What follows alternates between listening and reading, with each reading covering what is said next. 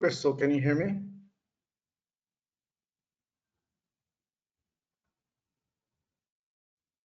Yes, I can, and you sound perfect. Thank you. Thank you, Crystal.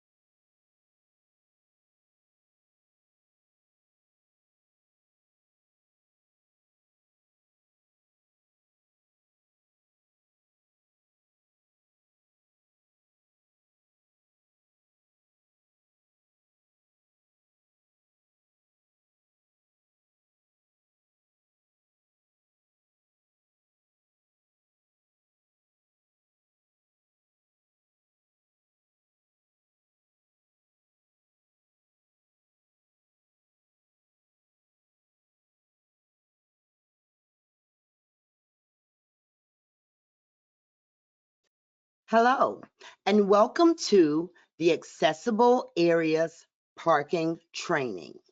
This training is approximately an hour and a half in length. As a note, unfortunately, ASL interpreters are not available for this session, and they may not be available for next week's afternoon training session for reasonable accommodations and reasonable modifications. We do apologize for any inconvenience that this may cause. Further updates will be provided through the Fair Housing First website regarding ASL interpretation for these trainings. So let's discuss the platform that we're using today, the GoToWebinar platform and its viewing screen. Under the GoToWebinar platform, you will find several dashboard items. This includes the viewing screen. At the top, it will state whose screen you are viewing and allow you to zoom in or screenshot the items you see on the screen. The webcam function should be disabled. The GoToWebinar dashboard and control panel. You can set up the dashboard to include the screen being shared and the GoToWebinar control panel, or you can move the control panel to another window if you have multiple screens.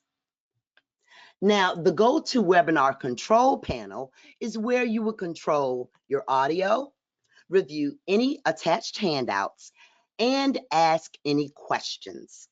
Today, we have 3 handouts in the handout section of the GoToWebinar control panel.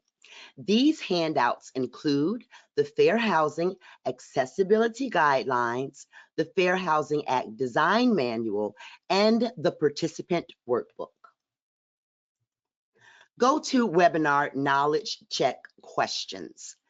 During the webinar, we will be conducting knowledge checks. The GoToWebinar platform calls these quick polls. When we launch the polls, they will automatically appear. To select your answer, click the circle next to the answer and hit submit at the bottom. GoToWebinar certificates.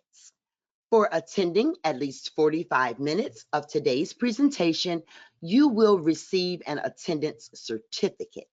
If you attend for less than 45 minutes, you will not receive an attendance certificate. The attendance certificate will be sent to you on Wednesday. If you take the final quiz and pass, you will receive a passing certificate. The final quiz was in the reminder email and will also be in the email sent to participants 2 hours after the webinar's end. You may take the quiz at any time following this training, and passing certificates will immediately be issued for a score of 80% or higher.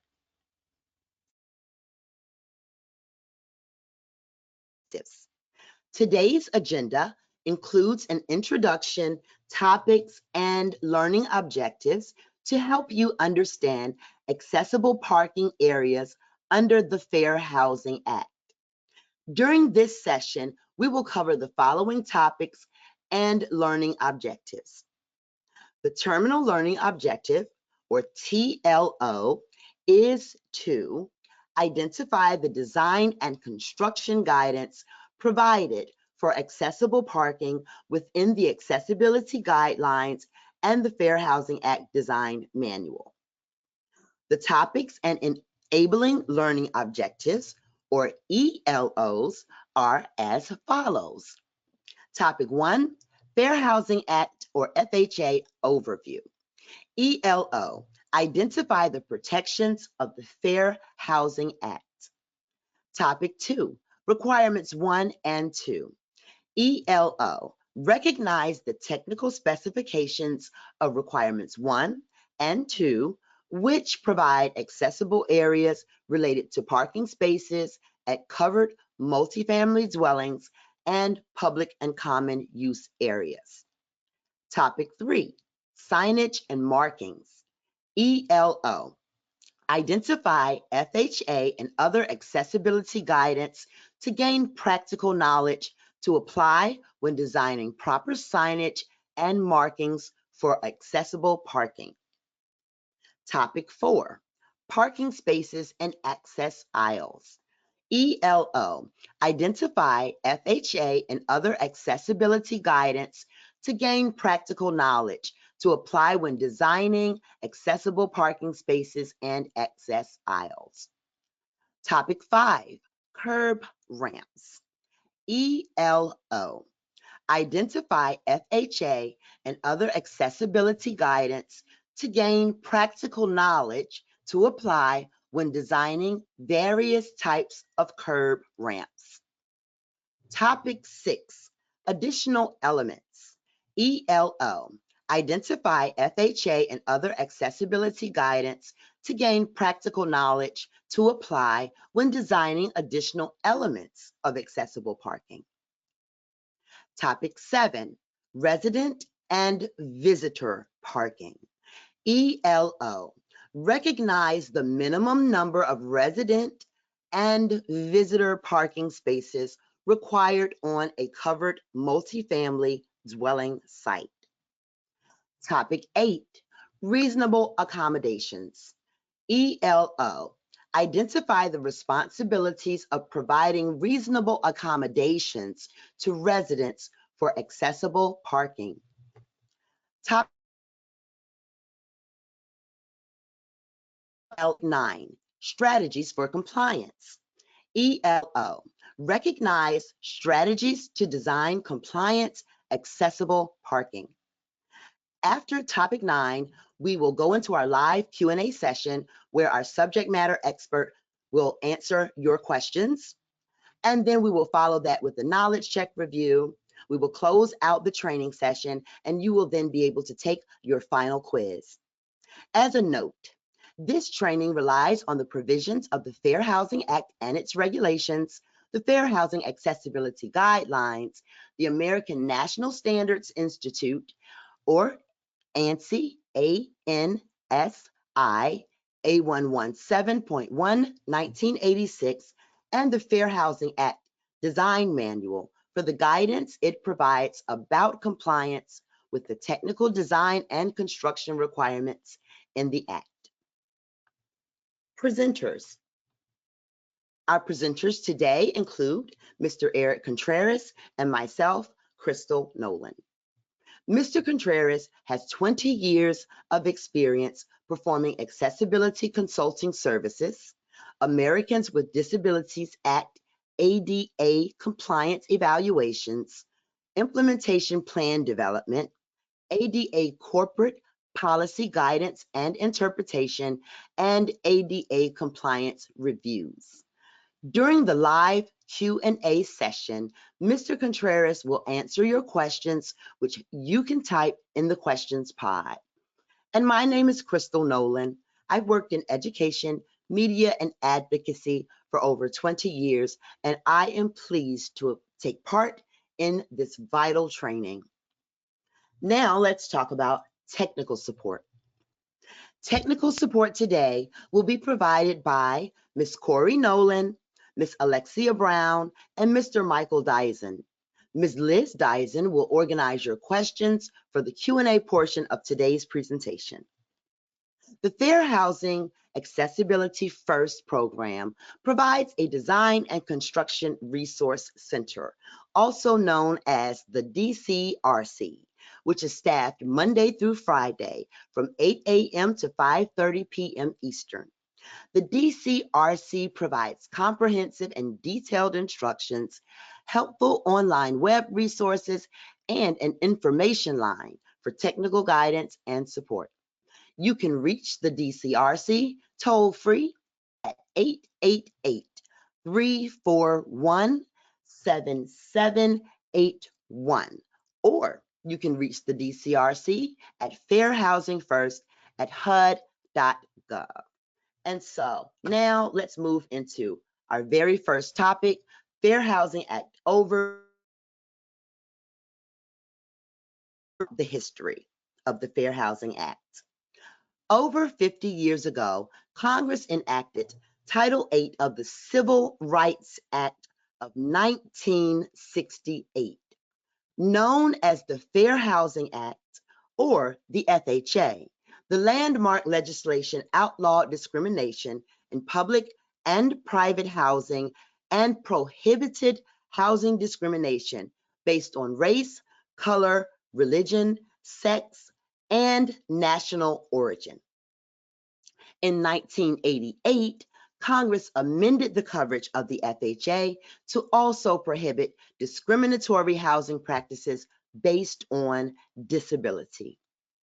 The FHA protects not only buyers or renters who are disabled themselves, but also households that include a person with a disability as a member of the house, and it also protects people who are not disabled but are associated with people who are disabled. FHA safe harbors. A safe harbor is an objective code, guideline, or standard that building professionals can follow to ensure that multifamily developments are inclusive for everyone, including people with disabilities. The FHA ensures that homes and apartments are accessible. It does not mandate a single standard that states exactly how to build them. Instead, designers and builders must choose one of 15 safe harbors approved by the United States Department of Housing and Urban Development, known as HUD. If a safe harbor is followed without deviation, compliance is ensured. For a list of HUD-approved safe harbors, scan this QR code or visit the Frequently Asked Questions page on HUD's website.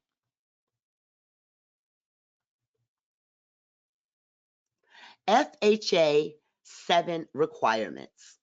The FHA's mission is accomplished through the 7 requirements of the Fair Housing Accessibility Guidelines, also known as simply the guidelines. The guidelines apply to all new multifamily buildings with 4 or more dwelling units built for occupancy after March 13, 1991. The design and construction specifications in the guidelines identify minimal accessibility standards. Architects, designers, and builders are encouraged to exceed these standards, increasing exclusivity, safety, and marketability. And again, these standards are increased and are exceeded by the work of dedicated architects, designers, and builders. And that brings us to knowledge check 1.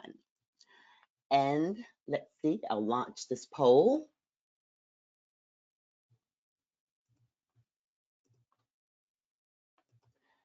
Knowledge check 1 reads, the guidelines apply to new multifamily buildings with 4 or more dwelling units built for occupancy after March 13, 1991. Is this statement true or false?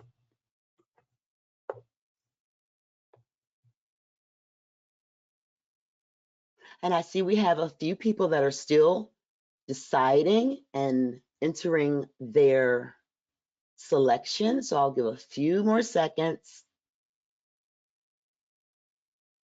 Okay. And let's close this poll. And let's review topic 1. The 1988 FHA amendment extended housing discrimination protections to include disability.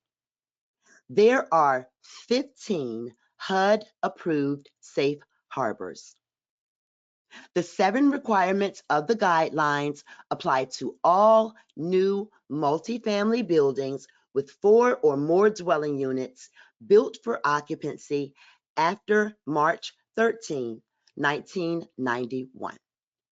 So that brings us to topic 2, requirements 1 and 2. Requirements 1 and 2, accessible parking. Today's training focuses on requirements 1 and 2 and how these requirements provide accessible areas related to parking spaces at covered multifamily dwellings and public and common use areas. Accessible route. Requirement 1 states that accessible building entrances must be on an accessible route. An accessible route is a continuous and unobstructed path connecting accessible elements and spaces in a building or within a site that can be negotiated by a person with a severe disability using a wheelchair, and that is also safe for and usable by people with other disabilities. Within the boundary of the site, an accessible walk or route on a site must connect accessible parking spaces, public transportation stops, accessible passenger loading zones, and public streets and sidewalks to accessible building entrances. Requirement 2 provides for accessible and usable public and common use areas. This means an accessible route must connect accessible buildings with public and common use site amenities. The accessible route connects all accessible elements and features on a site and within a building, making it possible for people with a wide range of disabilities to maneuver safely and use a facility successfully. Exterior accessible routes include, but are not limited to, parking access aisles, passenger loading zones, curb ramps, crosswalks at vehicular ways, walks, ramps, and lifts. And that brings us to knowledge check 2. Knowledge check 2 reads, under requirement 2, an accessible route connects all accessible elements and features on a site and within a building. Is this statement true or false?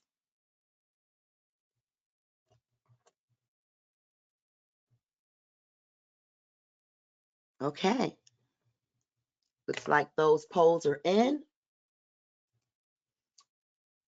Now let's talk a little more about accessible routes.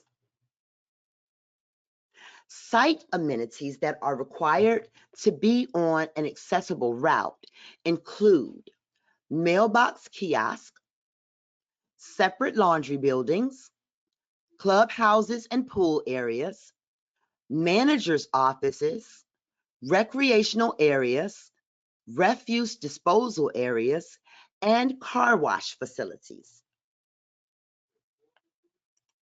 Accessible routes may also include skywalks, tunnels, garages, and parts of many public and common use spaces. ANSI, also known by the acronym ANSI 4.3, contains complete technical specifications for accessible routes, including width, headroom, surface texture, slope, changes in level, doors, and egress in emergencies. General specifications. Specifications for accessible routes are found in ANSI 4.3 accessible route. Some of the key specifications for an accessible route are a 36-inch minimum width. ANSI gives additional specifications to apply when accessible routes go around obstructions. Another key specification is the maximum running slope of an accessible route is 1 to 20. Slopes greater than 1 to 20, up to 1 to 12, if designed as a ramp, are allowed, but they must comply with the ramp provisions in ANSI. And thirdly, cross slopes may not exceed 1 to 50, which is approximately 1/4 of an inch per foot, which is 1 to 48. All right, and so next we'll talk about accessible parking locations. Accessible parking spaces are different from traditional parking spaces. They have special features that make them easier for people with disabilities to use. When parking is provided on a residential site, accessible parking spaces on an accessible route must be provided for residents and visitors. Accessible parking must meet the requirements for parking in ANSI 4.6 and be located on the shortest possible accessible circulation route to an accessible entrance, subject to site considerations. Okay, knowledge check 3. Knowledge check 3 reads, accessible blank must be located on the shortest possible accessible circulation route to an accessible entrance. The first answer choice is parking spaces, and the second answer choice is cross slopes.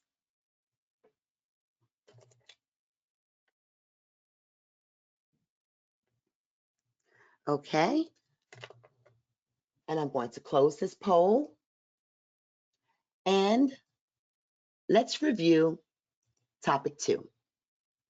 Requirement 1 specifies an accessible route is a continuous and unobstructed path connecting accessible elements and spaces in a building or within a site.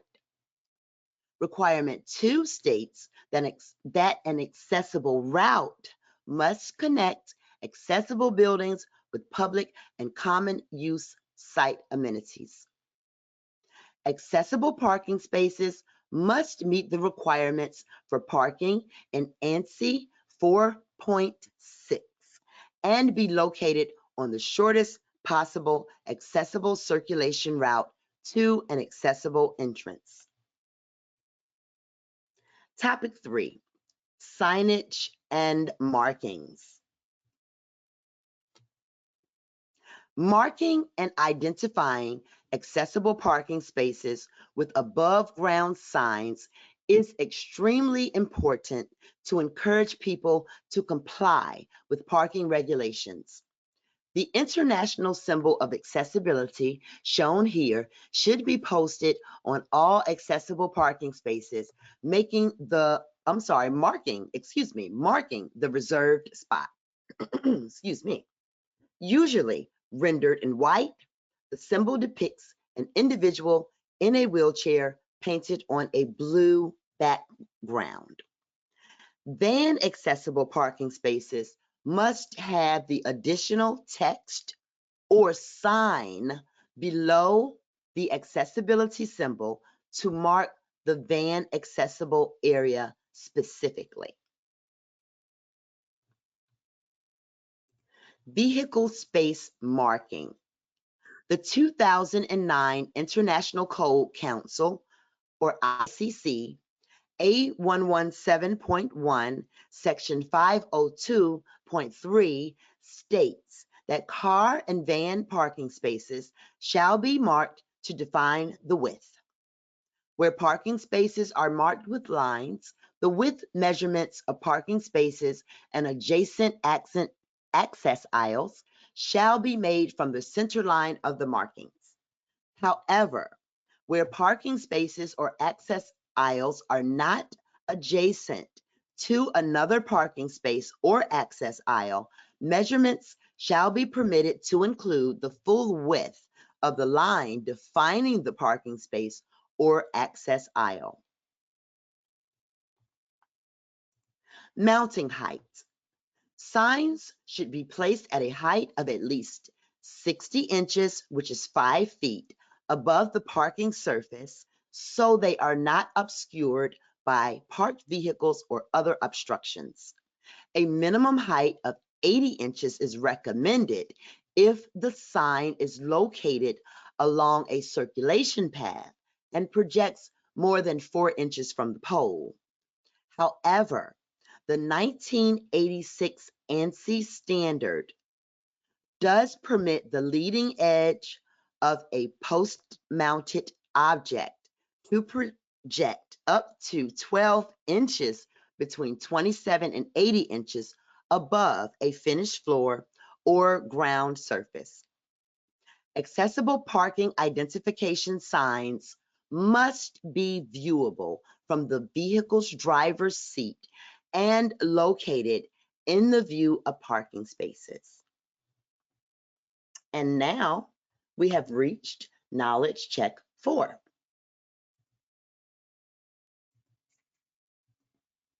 Knowledge Check 4 reads, what is the minimum mounting height for an accessible parking space sign so the sign is not obstructed by a parked vehicle? The first answer choice is 40 inches. The second answer choice is 60 inches. The third answer choice is 65 inches. And the fourth answer choice is 80 inches. And I'll give a few more seconds for those answers to come in.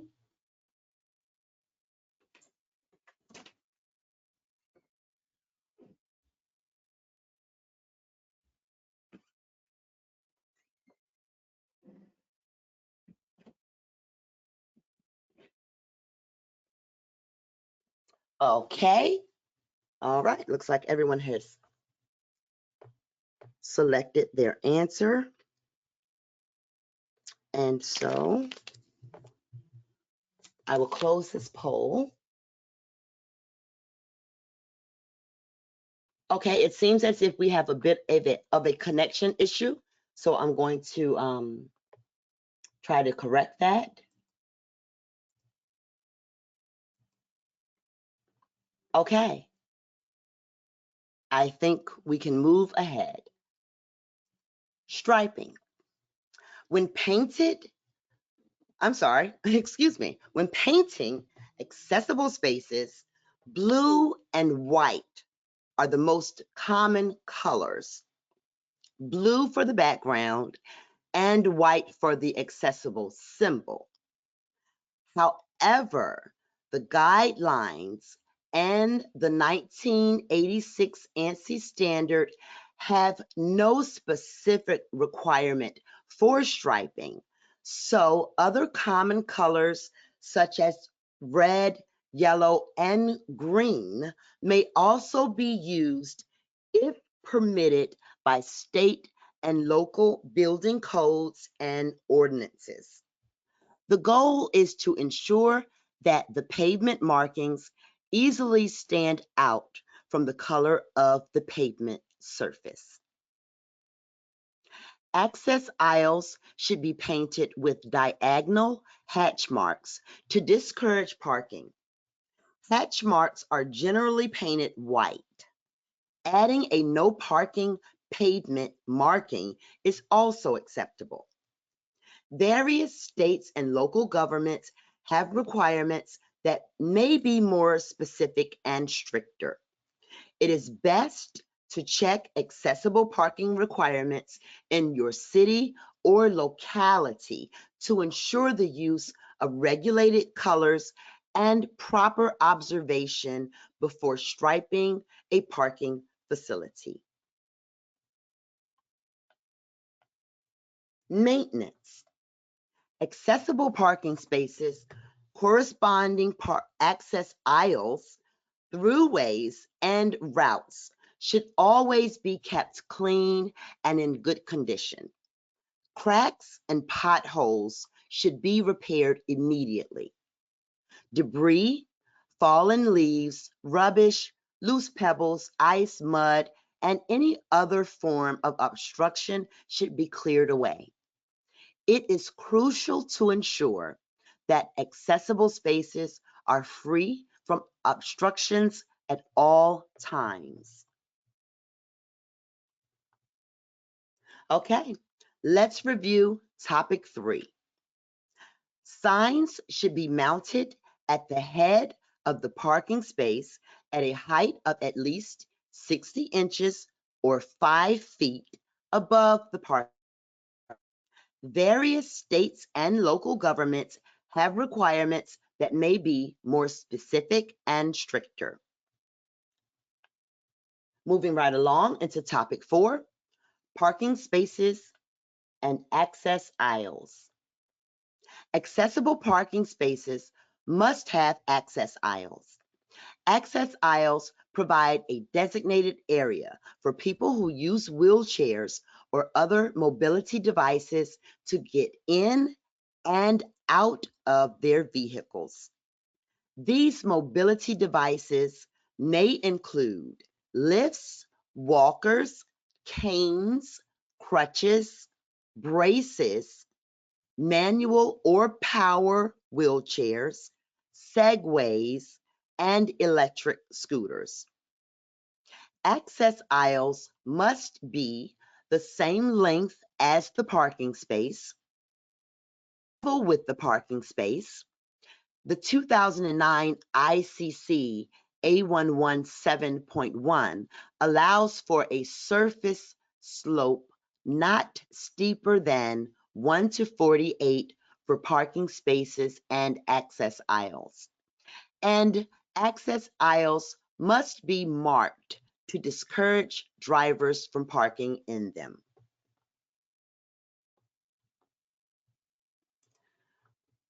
A little more about parking spaces and access aisles. 2 accessible parking spaces can share an access aisle with the access aisle between the 2 parking spaces, except in angled parking. An access aisle can be placed on either side of the parking space, except for van accessible parking spaces in angled parking, where it must be located on the passenger side, as it would be difficult or impossible for a vehicle to back into the space. Parking spaces must be wide enough to allow people using wheelchairs or mobility aids to move between cars and enter vehicles. Accessible parking spaces must be at least 96 inches wide or 8 feet and have an adjacent access aisle that is 60 inches wide or 5 feet. This 60-inch access aisle is regarded as a minimum, and although it is adequate for people using wheelchairs who can transfer into and out of cars, it is too narrow for safe and comfortable use for people who drive vans. The guidelines do not require nor specify the size of van accessible access aisles. The ADA standards specify that van accessible parking spaces should be 132 inches or 11 feet wide with a 60-inch or 5-foot wide access aisle, or 96 inches, which is 8 feet wide, with a 96-inch access aisle. The 2009 ICC A117.1, Section 502, provides an exception for van accessible parking.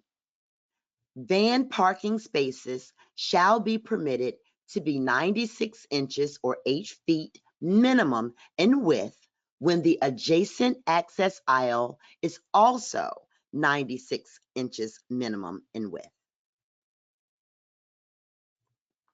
Additional considerations are van accessible access aisles should be designated on the passenger side of the space, as this is where lifts and ramps for wheelchairs are typically deployed. Van accessible parking spots, the adjacent access aisle, and the vehicular route should have a vertical clearance of at least 98 inches or 8.17 feet to accommodate the height of lift-equipped vehicles. And that brings us to our fifth knowledge check, which reads, accessible car parking spaces must be at least blank and have an adjacent access aisle at least blank. The first answer choice is 92 inches wide and 60 inches wide. The second answer choice is 96 inches wide and 60 inches wide. And the third answer choice is 96 inches wide and 36 inches wide.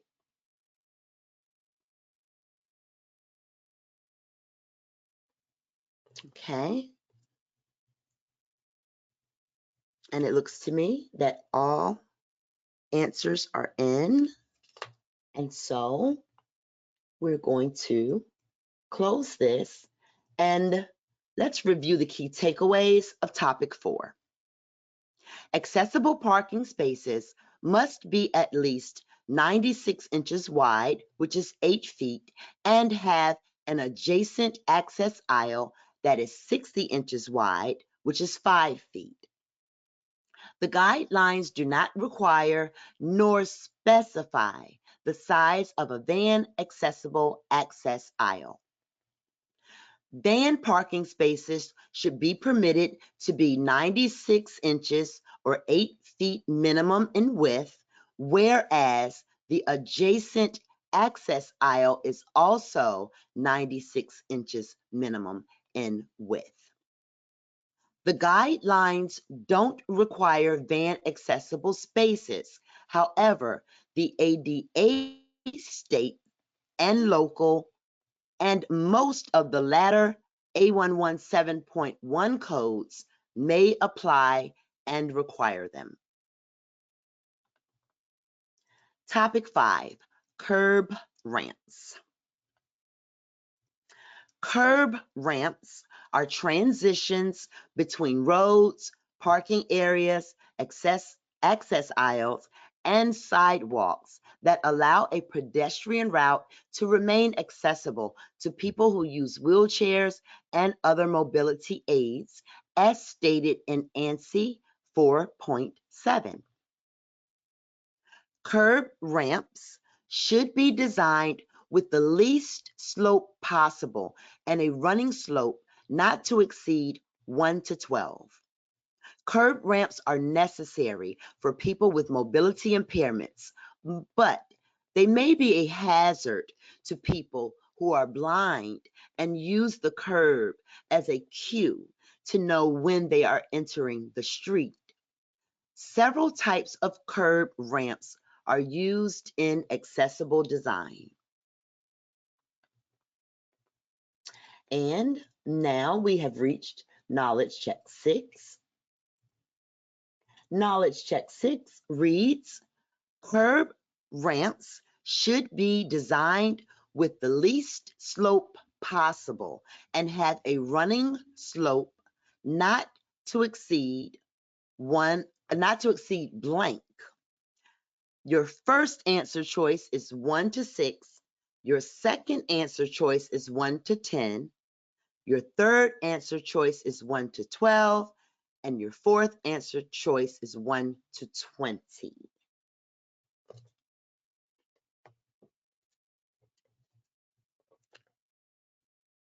Okay, it looks like everyone has selected. And let's close this poll and let's move ahead to talk about flared curb ramps. Flared curb ramps allow people to enter the ramp directly or from a side angle. This design is best used when pedestrians will likely walk across the ramp. The 1986 ANSI standard requires a texture on curb ramp surfaces to make them detectable. Later national accessibility standards and the most recent ICC A117.1 standard specify truncated domes as detectable warnings that more effectively serve this purpose.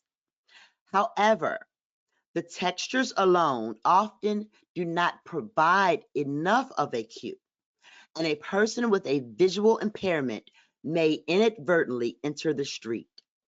Locating curb ramps out of the usual line of pedestrian flow and shorelines, shorelines are an edge that may be created between the sidewalk and grass or other cane detectable surfaces for those who are sight impaired. And this is a good solution. And it's very important as well. So now let's talk about return curb ramps. A return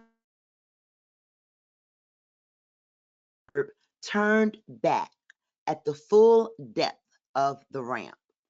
This design can be a tripping hazard to pedestrians and should only be used where adjacent plant beds or other features will prevent approach from the sides.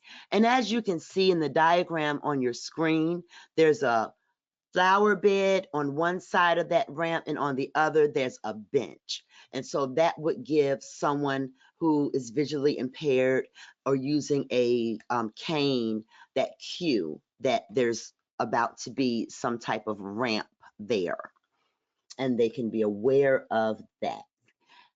Now let's talk about offset curb ramps. Offset curb ramps are located outside the line of pedestrian flow, and they prevent a person with a visual disability from walking into the road. And you can see on your screen how that is offset, and that makes it safer for someone who may be visually impaired. So now let's review topic 5, key takeaways. Curb ramps are transitions that allow a pedestrian route, excuse me, I'm tongue-tied today for some reason, but let me go back. Curb ramps are transitions that allow a pedestrian route to remain accessible to people who use wheelchairs and other mobility aids. Curb ramps should be designed with the least slope possible and have a running slope not to exceed 1 to 12. Topic 6, additional elements of accessible parking, and specifically passenger loading and drop-off areas. Passenger loading and drop-off zones are essential considerations when designing parking areas. Passengers must have space to safely board or disembark a car, van, or bus. Accessible passenger loading zones shall provide an access aisle at least 60 inches, 5 feet wide, and 240 inches or 20 feet long, adjacent and parallel to the vehicle pull-up space. According to 2009 ICC A117.1, passenger loading zones shall provide a vehicular pull-up space of 96 inches, which is 8 feet minimum in width, and 240 inches, 20 feet minimum in length. This is a recommendation, This is a recommendation, and it is required by that safe harbor, the 2009. However, the 1987 ANSI does permit a 48-inch width for passenger loading zones. Additionally, many state and local codes are consistent with the 2009 ICC A117.1 increased width for a passenger loading zone. So it's important that you check which one is applicable for your building project. Vehicle pull-up spaces and access aisles shall be level with surface slopes not exceeding 1 to 50, which is 2% in all directions.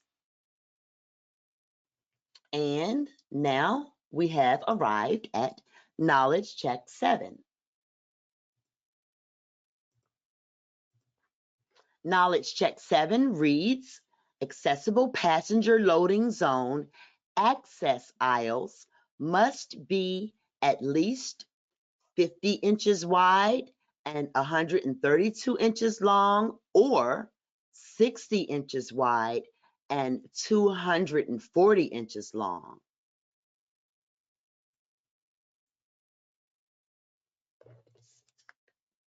Okay, everyone has selected their answer. So we're going to move ahead. Wheel stops. For safety or visual and acoustic separation as required, wheel stops or other appropriate barriers shall be provided and suitably placed to prevent unwanted vehicular encroachment beyond parking area limits. These barriers must not obstruct accessible routes and access aisles or create tripping hazards for other users. And with that, we wrap up topic 6. So let's go over the key takeaways. Passenger loading and drop-off zones are considerations when designing parking areas. Accessible passenger loading zones shall provide an access aisle at least 60 inches or 5 feet wide and 240 inches or 20 feet long, adjacent and parallel to the vehicle pull-up space. Topic 7, resident and visitor parking. Resident parking, minimum number. In the provisions of Requirement 2 in the guidelines, minimum levels of accessible parking are established. For residents, a minimum of 2% of parking spaces serving covered dwelling units and upon request by persons with disabilities is required. For example, if 100 units are covered, a minimum of 2 accessible spaces is required. And that formula is 100 times 2%, which equals 2. However, if the formula results in an incomplete percentage, the number must be rounded up. For example, if 120 units are covered, the formula would be 120 multiplied by 2% equals 2.4. So that 2.4 figure must be rounded up to 3 accessible spaces. The 2010 ADA standard requires 1 out of every 6 accessible parking spaces to be van accessible. And that brings us to, guess what? Knowledge Check 8.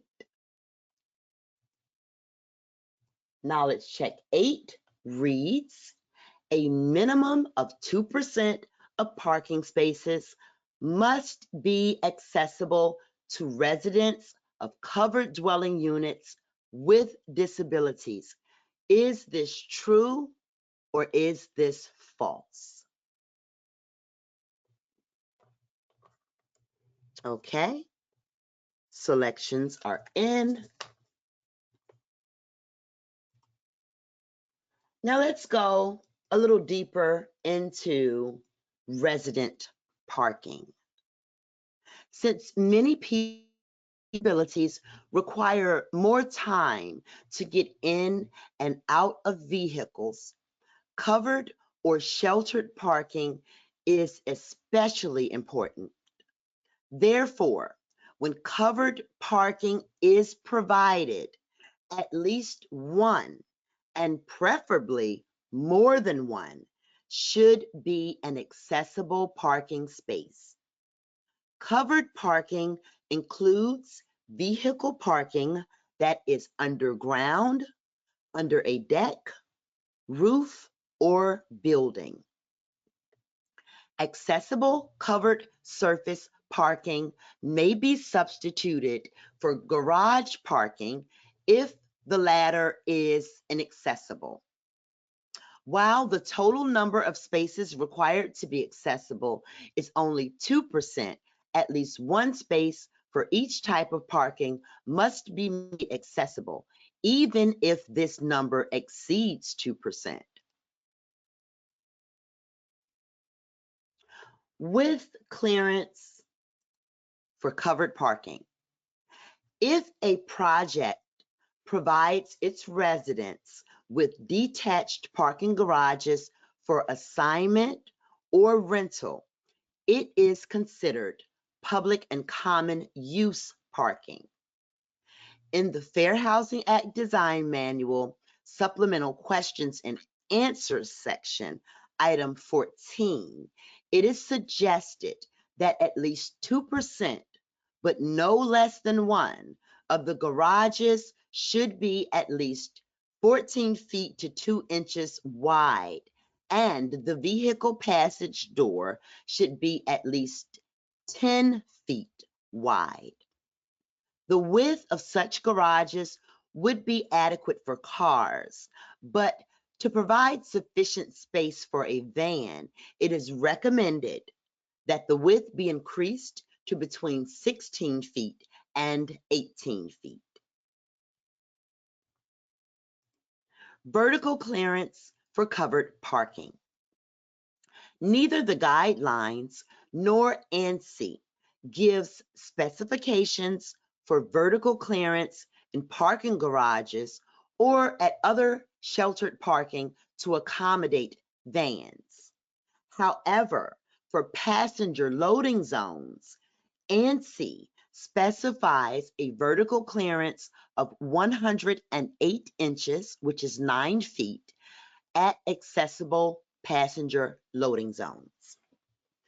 The ADA specifies 98 inches, which is 8 feet, 8.17 feet of vertical clearance for van parking and 114 inches or 9.5 feet of clearance at accessible passenger loading zones. The dimensions shown on the screen are a compilation of available figures from commonly accepted accessibility standards that may be used to assist when planning to provide covered van parking. Neither the guidelines nor ANSI require such parking. Next, we're going to discuss visitor parking, minimum number. If visitor parking is provided, accessible parking spaces must also be provided. The guidelines do not specify a number or percentage of accessible visitor spaces, but provide that such parking must be sufficient to provide access to grade level entrances of covered multifamily dwellings. A sufficient number can be established by examining the total number of visitor parking provided compared to the total project size.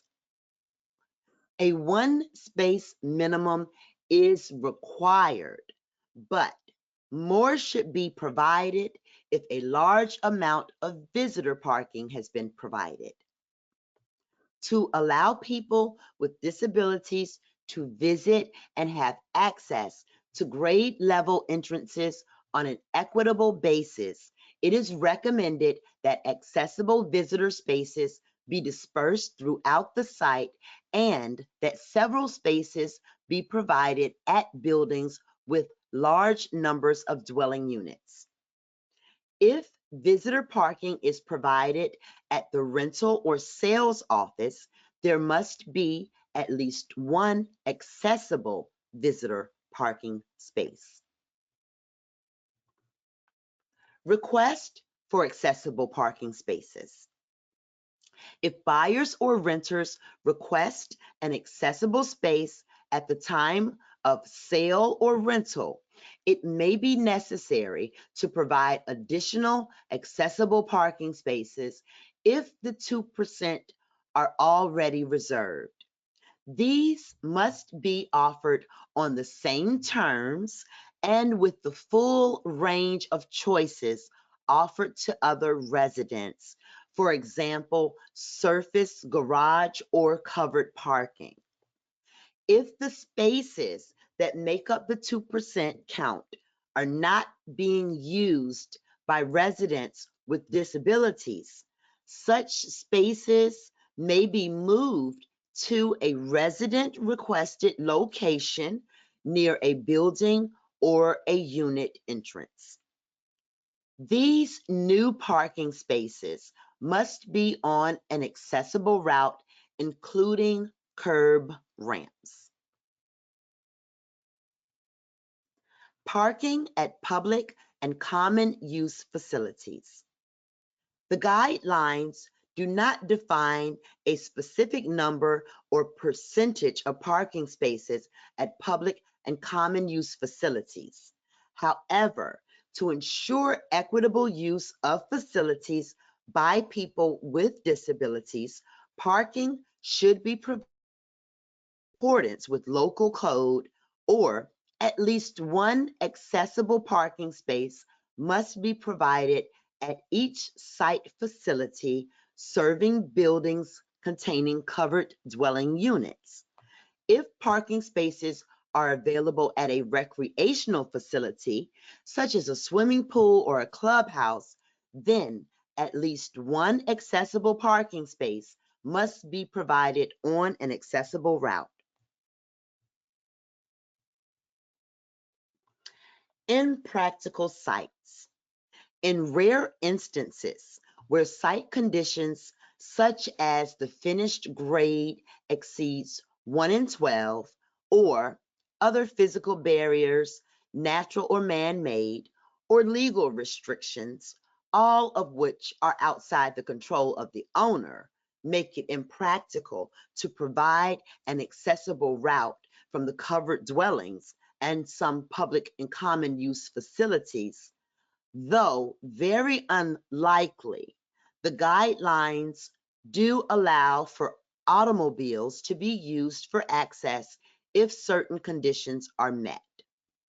A minimum of 2% of the parking for covered dwelling units must be provided, and an appropriate number of additional accessible parking spaces on an accessible route must be provided at each unreachable facility. It is strongly recommended that every effort be made to provide parking from an adjacent location. If visitor parking is provided, there must also be accessible parking spaces on an accessible route for visitors. And now let's review topic 7 key takeaways. For residents, a minimum of 2% of parking spaces serving covered dwelling units and upon request by persons with disabilities is required.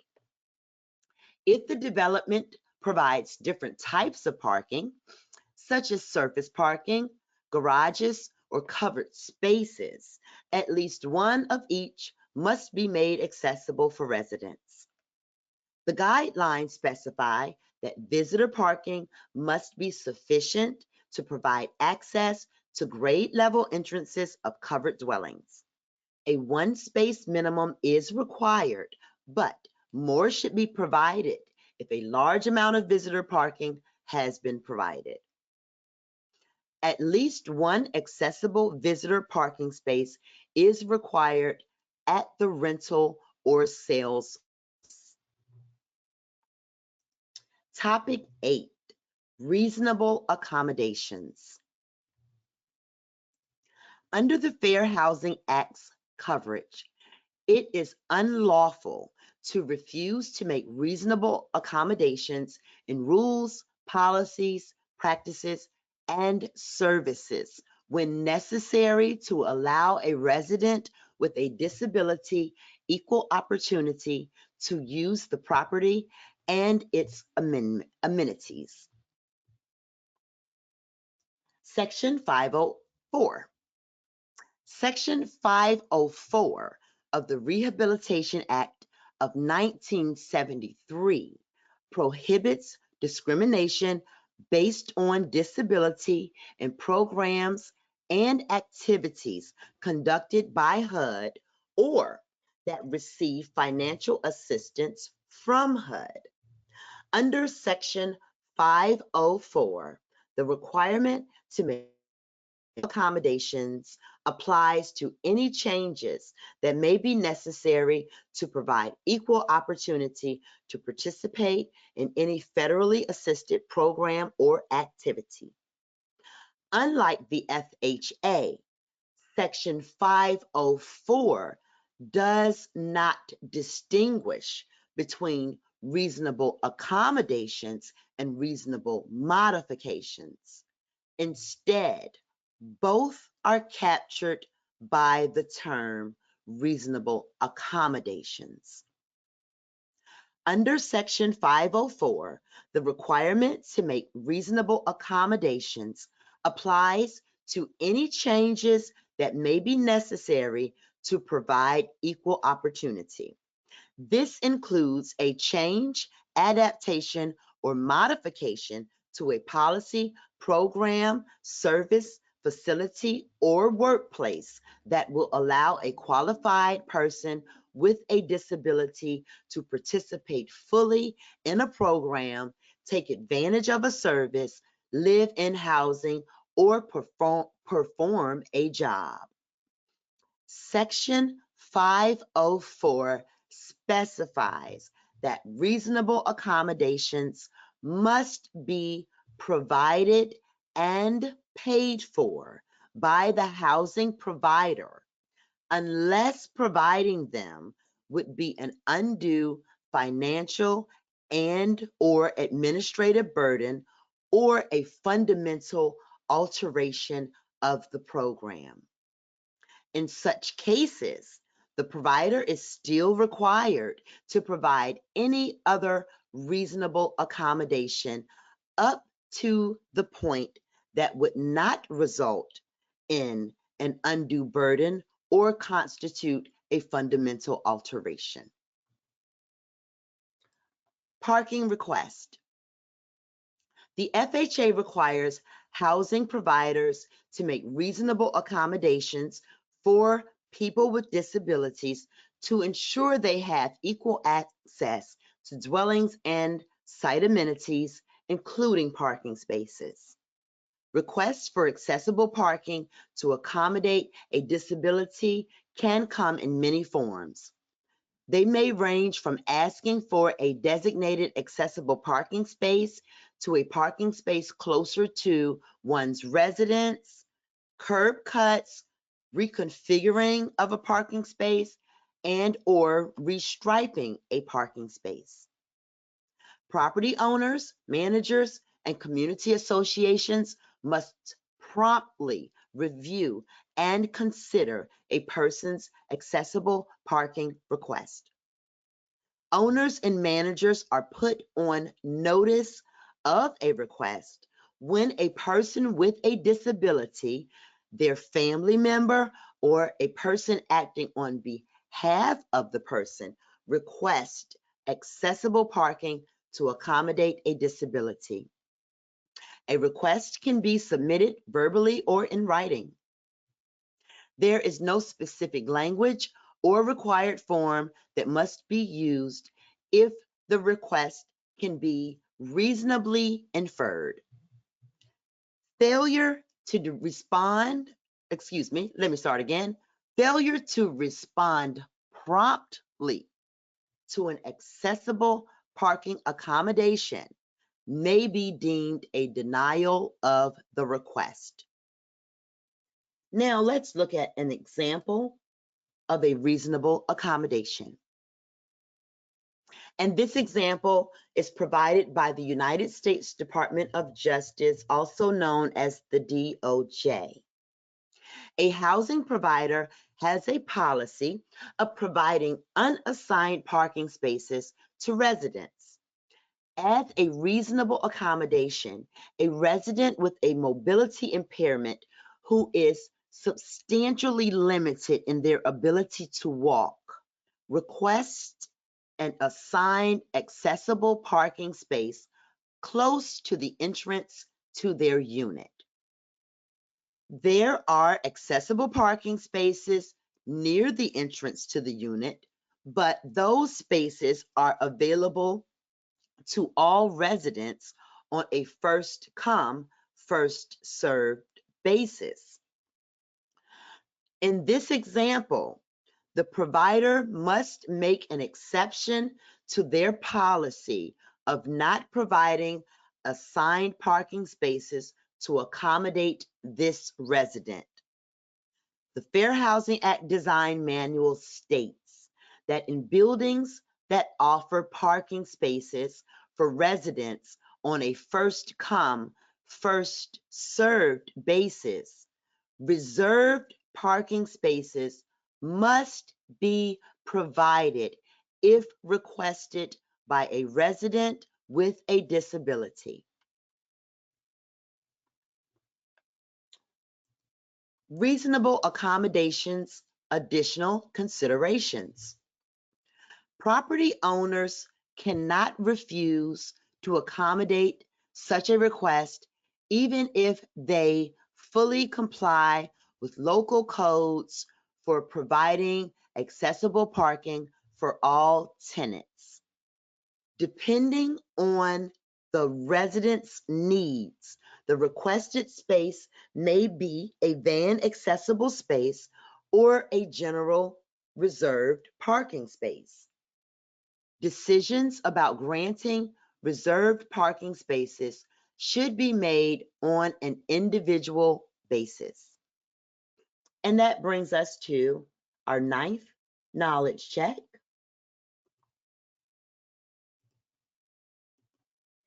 And knowledge check 9 reads, if parking is available on a first come, first served basis, can residents with disabilities request a reserved space? The first answer choice is yes, and the second answer choice is no.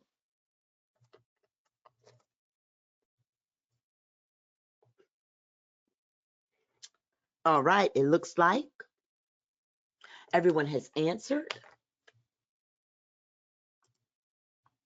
And now it's time to review topic 8 key takeaways.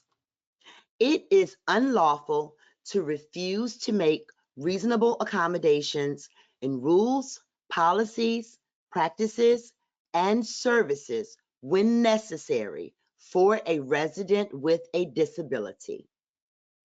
Reasonable accommodations must be provided and paid for by the housing provider unless providing them would be an undue financial and administrative burden or a fundamental alteration of the program. In such cases, the provider is still required to provide any other reasonable accommodation up to the point that would not result in an undue financial and administrative burden or a fundamental alteration of the program. And buildings that provide parking spaces for residents on a first come, first served basis, reserved parking spaces must be provided if requested by a resident with a disability. Topic 9, strategies for compliance. Planning. The location of vehicle arrival points is critical because people generally arrive at buildings by private car, bus, or taxi. Passenger drop-off points and parking areas for people with disabilities should be located close to building entrances and at levels that do not necessitate climbing steep slopes to reach the entrance floor level. Planning for accessibility should be an integral part of the design process in multifamily housing developments. Additional codes. Careful initial planning can eliminate the need for significant earthwork and the construction of elaborate ramps, bridges, lifts, or elevators to provide accessibility. Many state or local codes may require a certain percentage of accessible parking spaces for residents and visitors. Builders and developers is stricter. And it seems that I need to reconnect for captions. And so let's do that. And we are back in business. Let's talk about location. On-site and adjacent off-site public parking should be conveniently located and should not be located in secluded or unsafe areas.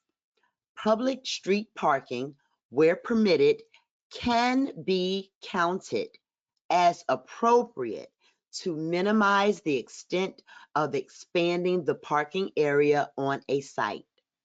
Where new parking spaces are provided, whenever possible, the maximum walking distance from the parking spaces to a public entrance of the building should consider the intended use as follows: 250 feet for non-elderly resident parking and 150 feet for elderly resident parking. And again, location, location, location. The location and orientation of buildings, parking areas, loading zones, and other elements significantly impact the ease with which accessibility can be achieved in a finished development. The accessible route from the entrance to the parking area also assist residents who may be carrying packages. Lighting. Permanent night lighting should be provided at all collective parking areas and access points to and from these areas to dwelling units and community facilities. New site lighting shall be mounted on existing buildings or utility poles to the extent feasible. Underground wiring shall only be installed if it is required by the local code. And now we are at Knowledge Check 10, our last knowledge check for today. And it reads, many state or local codes may require a certain percentage of accessible parking spaces for residents and visitors. Is that statement true or false?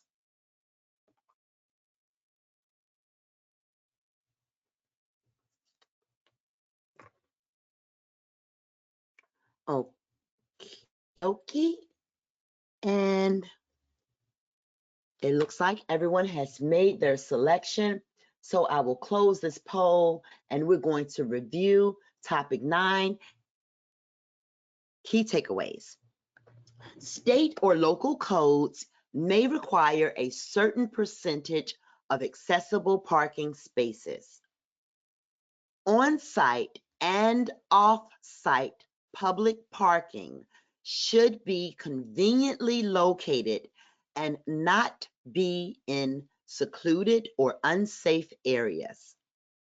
The location and orientation of buildings, parking areas, loading zones, and other elements significantly impact the accessibility achieved in a finished development. And so now that we're finished with that, we're going to move into our live Q&A session, and our subject matter expert, Mr. Eric Contreras, is going to answer the questions that you have sent in this afternoon. And so we have a question here from Paula. What are some of the current efforts on minimum parking requirements? Eric? Thank you for that, Crystal.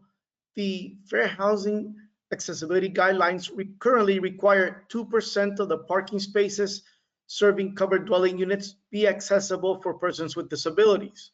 If visitor parking spaces are provided, a sufficient number of parking spaces must be accessible. And at the leasing rental office, accessible parking space must be provided. The accessible parking spaces must have 2% surface slopes, be 8 feet wide with a 5-foot access aisle, and have an above grade sign that displays the international symbol of accessibility. New features for electrical vehicle charging stations may be treated as amenities and should be located on an accessible route and have operable parts within accessible reach ranges. Thank you so much for that answer, Eric.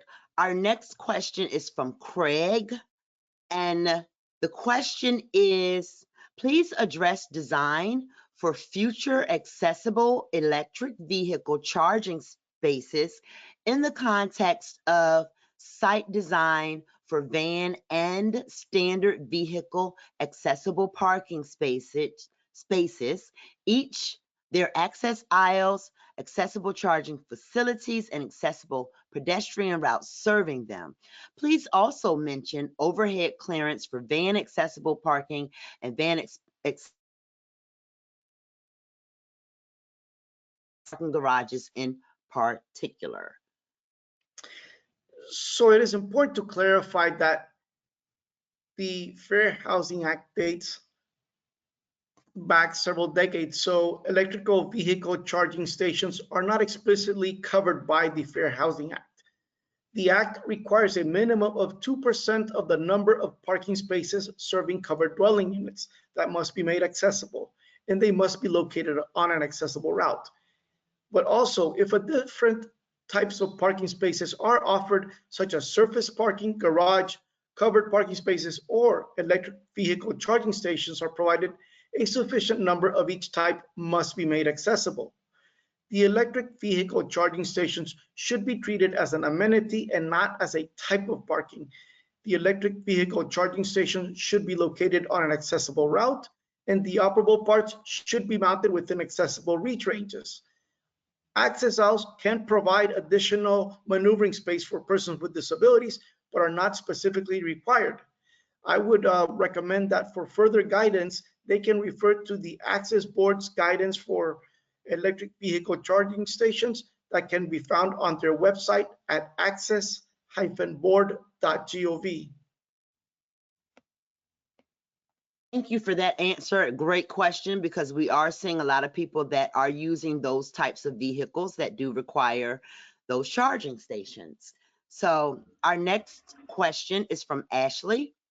And the question is, if a reserved space is requested by a resident in a community with covered units, does the space need to comply with the FHA requirements to be striped, provide proper signage, and be at grade, or provide a compliance curb cut and/or ramp? Eric? So it is important to note that the Fair Housing Act requires that the housing provider make reasonable accommodations to address the specific needs of the resident with disabilities. The accommodation will depend on the needs of the person with a disability. This may require changes in rules, policies, and regulations, or physical changes, such as painting an accessible parking space and making it compliant with all the standards. But this depends on the needs of the person with a disability. They might just need an accessible parking space that is located near their unit, or if they have a mobility impairment and they use mobility devices, well, then they might need the access aisle, the 5-foot access aisle, but they might not necessarily need the above grade sign. And there are some cases when the resident might need a full accessible parking space with curb ramps and an accessible route to their unit. So ultimately, it will depend on the needs of the person with a disability. Understood. Thank you for that answer, that case-by-case basis. Correct. Yes. We have another question. Well, we have a question from Hoyt, and this question reads, when you have covered parking garages, does van accessible height have to be maintained, or can you put the accessible parking all on the outside for the parking garage? And he asks, is that fine? Eric? So the Fair Housing Accessibility Guidelines do not require the van parking spaces, but they do require headroom over passenger loading zones. Now, since you may follow one of 15 safe harbors, if choosing, for example, ANSI A117.1 2009, this contains technical requirements for van accessible parking spaces that, when located in parking spaces that may or may not have sufficient headroom to accommodate the vans, can be located on ground floors or on certain floors, and in some occasions, if this is already an existing building, providing it outside may be acceptable in those cases. But it all depends primarily on the safe harbor that is chosen, and if this is also an existing building. Thank you again, Eric. Ashley has another question, and that question is, there are vehicular routes that only provide accessible access via the garage. Is this acceptable? The Fair Housing Act requires an accessible route that must be provided from entrances, parking spaces, and site amenities. The guidelines require that accessible routes be independent from vehicular lanes, but accessible routes are allowed to use portions of vehicular lanes, such as when utilizing a crosswalk. Okay, thank you for that. And we have another question. I think we have time for, we have time for a few more questions. So there's another question that has come in. Why do they not specify the maximum length for accessible route for visitors? Can it be any length? Again, we have to keep in mind that the Fair Housing Act was implemented several decades ago, and the guidelines require that the parking spaces, entrances be located on an accessible route, and parking spaces must be on the shortest route of travel to the entrance, However, because the Fair Housing Act applies to a wide variety of building designs and site layouts, not determining the length of the accessible route provides greater flexibility for the designers, but it is crucial that the designers allocate the accessible parking spaces in the shortest route of travel to the accessible entrance. Thank you for that answer. And Hoyt has another question, and that question is, where can you get a list of all disabilities that fall under this? And by this, I'm assuming the FHA, Fair Housing Act, or is there not one? So I think that what is important is that the Fair Housing Act provides the definition of a disability rather than providing an exhaustive list of all disabilities. The Act defines a person with a disability to include: one, individuals with a physical or mental impairment that substantially limits one or more major life activities; two, individuals who are regarded as having such an impairment; and three, individuals with the record of such an impairment. Some of the disabilities may be listed on HUD's website or on some of HUD's publications, but I would probably not take it as an exhaustive list. Okay, thank you so much, Eric, for those comprehensive answers, and I thank the attendees for submitting those questions. If you did not have the opportunity to submit a question during this training, please feel free to reach out to us at the DCRC to have your question answered. So at this time, we're going to review our knowledge checks. And knowledge check 1.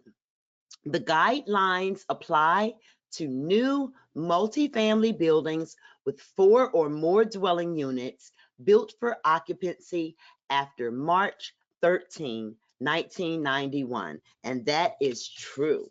And 92% of you got that one correct. Wonderful. Knowledge check 2.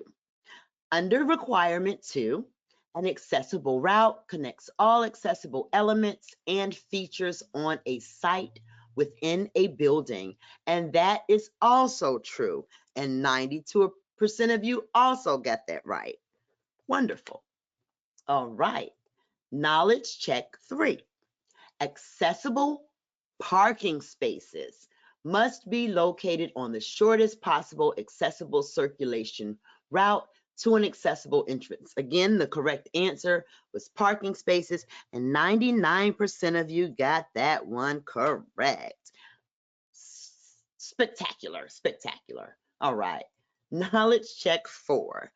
What is the minimum mounting height for an accessible parking space sign so the sign is not obstructed by a parked vehicle? And the correct answer is 60 inches, and 82% of you got that right.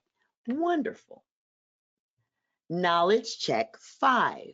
Accessible car parking spaces must be at least 96 inches wide and have an adjacent access aisle at least 60 inches wide. And 92% of you selected the correct answer. Fantastic. All right, knowledge check 6. Curb ramps should be designed with the least slope possible and have a running slope not to exceed 1 to 12. And 80% of you selected the correct answer for that, and that's good. All right, knowledge check 7. Accessible passenger loading zone access aisles must be at least 60 inches wide and 240 inches long. And 98% of you, the correct response. Spectacular. Knowledge check 8. A minimum of 2% of parking spaces must be accessible to residents of covered dwelling units with disabilities. That statement is true, and 98% of you knew it. Wonderful. Knowledge check 9. If parking is available on a first come, first served basis, Can residents with disabilities request a reserved space? Absolutely, they can. Yes, is the correct answer. And 98% of you got that right. Wonderful. Last but not least, knowledge check 10. Many state or local codes may require a certain percentage of accessible parking spaces for residents and visitors. And the answer is true, and 96% of you knew that that answer was true. Spectacular. All right. Great job. Great job. Now let's talk about certificates. For attending at least 45 minutes of today's presentation, you will receive an attendance certificate. If you attended for less than 45 minutes, you will not receive an attendance certificate. The attendance certificate will be sent to you tomorrow. If you do not receive the attendance certificate by Thursday morning, let us know. Well, check your junk mail and your spam email first, and then send us an email if it's not there, and we'll make sure that you get it. And you send us that email at fairhousingfirst@hud.gov. Now, if you take the final quiz and pass the quiz, which with those scores, I'm sure everyone will, you will receive a passing certificate. The final quiz will be in the email that comes to participants 2 hours after the end of the webinar, and it was also in your reminder email that you got about the training, so you can check there as well. Quizzes may be taken at any time following this training event, and certificates of passing are automatically issued when a passing score of 80% or higher is achieved.